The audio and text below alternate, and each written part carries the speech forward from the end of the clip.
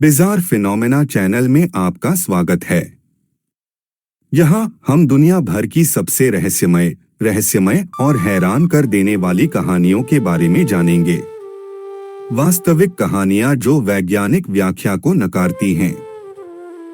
जैसे ही हम अज्ञात का पता लगाएंगे, चकित और उत्सुक होने के लिए तैयार हो जाइए।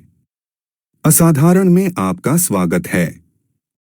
यदि आप इस कहानी को अंग्रेजी में जारी रखना चाहते हैं तो ऊपर दिए गए लिंक पर क्लिक करें।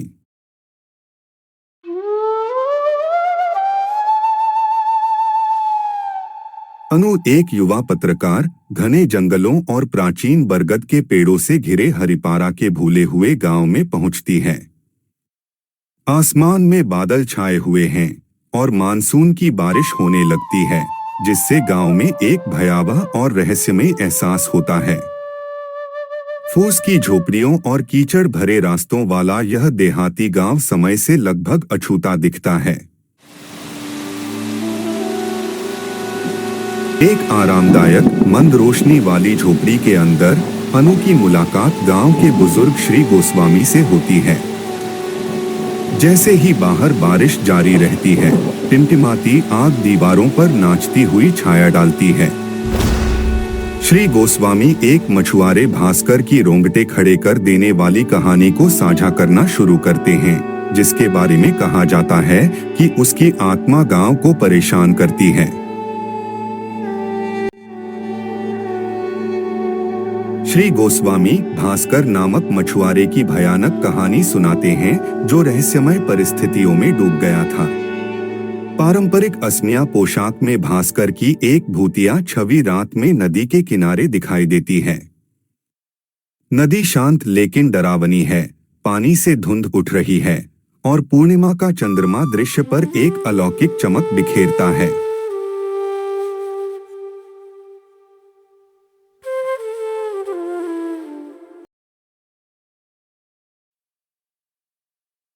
चांदनी रात उतरते ही गांव में अंधेरा छा जाता है।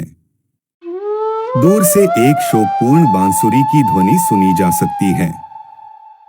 अनु अपनी झोपड़ी से बाहर झांक रही है, उसकी टॉर्च मुश्किल से घनी छाया को भेद रही है। माहौल तनावपूर्ण और पूर्वाभासपूर्ण प्रत्याशा से भरा हुआ है। ब्रह्मपुत्र नदी के किनारे गहरे काले आकाश के नीचे अनु का सामना बांसुरी बजाते हुए भास्कर की चमकदार भूतिया आकृति से होता है। नदी मंद तारों की रोशनी को प्रतिबिंबित करती है, जिससे माहौल और भी डरावना हो जाता है। अनु पास में खड़ी है, इस दृश्य से भयभीत और मंत्रमुग्ध दोनों। नदी के किनारे एक करीबी और अंतरंग क्षण में भूतिया मछुआरा अनु को विश्वासघात की अपनी दुखद कहानी बताता है। उसका चेहरा दुख और लालसा से भरा हुआ है। जब वह अपनी कहानी सुनाता है तो बांसुरी उसके बगल में लटक जाती है। पृष्ठभूमि में नदी का गहरा लहरदार पानी होता है। गांव की एक बड़ी झोपड़ी के अंदर अनु भास्कर के विश्वासघातियों के वंशजों का सामना करती है। माहौल में तनाव व्याप्त है, क्योंकि ग्रामीणों के चेहरों पर अपराध बोध और सदमे के भाव छा गए हैं। बाहर तूफान चल रहा है, उसका प्रकोप खुले दरवाजे से दिखाई दे रहा है।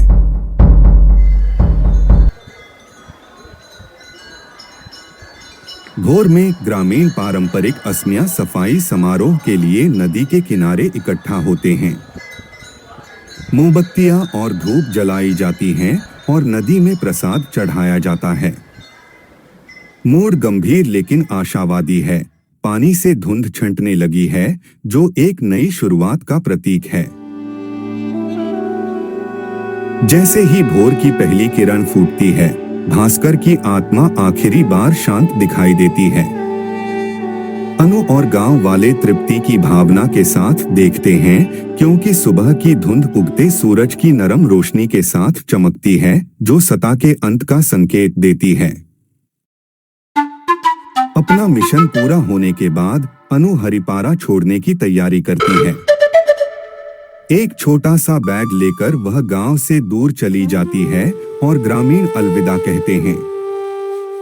बरगद के पेड़ ऊपर मंडरा रहे हैं और आसमान साफ है, जो एक नई शुरुआत और गांव में शांति की वापसी का संकेत दे रहा है। आगामी वीडियो में मैं दुनिया भर से वास्तविक राक्षसों और अलौकिक कहानियों को बनाने का प्रयास करूंगा। कृपया नई डरावनी कहानियों को सूचित करने के लिए लाइक, सब्सक्राइब और बेल आइकन बटन पर क्लिक करें।